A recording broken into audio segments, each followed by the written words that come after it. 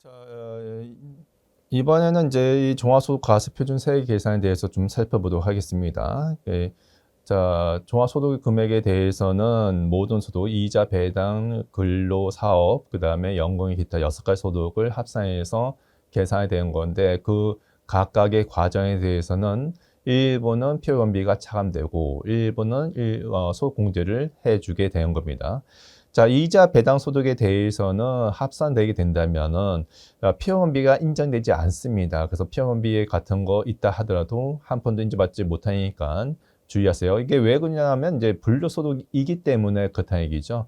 그래서 간혹 가다가 그런 질문 받아요. 내가 이자 소득이 1억 원 있는데 사실상 이거는 은행에서 대출 받아서 돈이 당장 쓸모가 없어서 은행 이자 1억 원 이게 지불하면서 이자 수입 받은 것이다. 그러면 또이또이 되는 게 아니냐 이게 얘기하신 분이 계시는데 한 푼도 필요 연비로 인정받을 수 없습니다. 법이 그렇습니다. 그래서 억울하겠지만은 실제 자기 돈은 번 게 없지만은 억울하겠지만은 1억 원에 대해서 이자 소득으로 세금을 납부하셔야 돼요.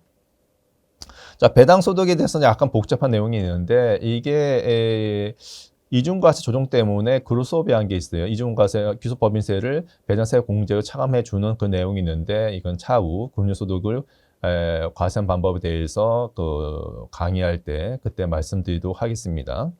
자, 넘어가 보시고요. 자, 사업소득 금액에 대해서는 관련된 필요 경비가 차감되게 되어 있죠. 그래서 자, 절세를 하게 된다면은 피요금비를 꼼꼼하게 다 챙겨서 차감해 주는 게 가장 큰 절세가 되겠죠. 그래서 피요금비에서 무조건 다 되는 게 아니고 총수익 금액과 관련되어 있는 연관되어 있는 피요경비만 인정받을 수 있는 겁니다. 자, 그다음에 근로소득은 일정한 표에 의해서 근로소득 공제를 해주게 된 거예요. 자기가 임의적으로 소득 공제를 해준 게 아니고 근로소득과 연금소득에 대해서는 법에서 정하고 있는 율에 따라서 일정 금액을 차감해주고 있습니다. 자, 기타 소득 금액에 대해서도 피원비가 있다면은 차감해줘야 되는 건데 실무적으로는 피원비를 잘 못 챙겨서 차감 못하는 그런 경우가 많이 있습니다. 여하튼 간에 총수익 금액과 관련된 피원비가 있다면 차감이 가능하도록 되어 있어요. 그렇게 되고 있지만은 실무적으로도 이제 피원비 잘 못 챙기고 그렇다면은 기타 소득 금액이 너무 크다 보니까는 그래서 나중에 기타 소득 금액에 가시게 된다면은 계산 공제라는 게 또 있어요. 그래서 일정한 비용에 대해서 일정한 경우에 대해서 60% 정도 비용으로 차감해 주는 그런 내용도 있으니까 나중에 기타 소득에 가서 꼼꼼하게 다시 챙겨 보시기 바랍니다.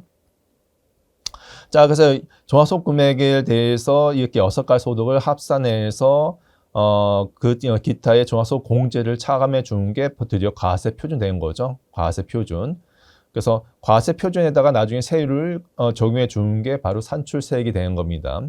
자, 종합소득 공제는 워낙에 양이 많아요. 그래서 따로 챕터를 빼놨기 때문에 그때 가서 자세히 보도록 하고요. 뭐 이런 내용이 있다는 거 가볍게 보시기 바랍니다.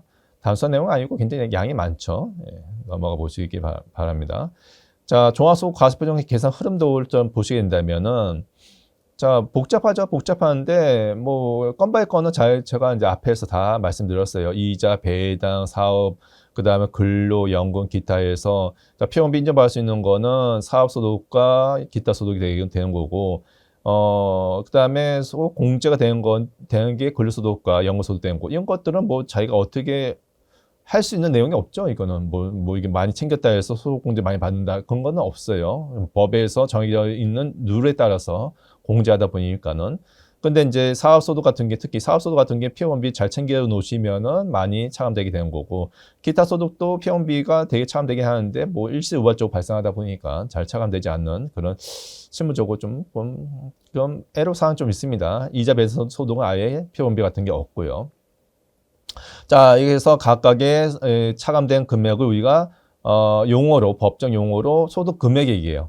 피원비한지 소득 공제에 차감해 주는 게 그래서 순소득 얘기하게 된 건데 이자 소득 금액 하면은 무슨 소득 금액 하게 된다면 피원비한지 소득 공제가 차감된 금액이구나.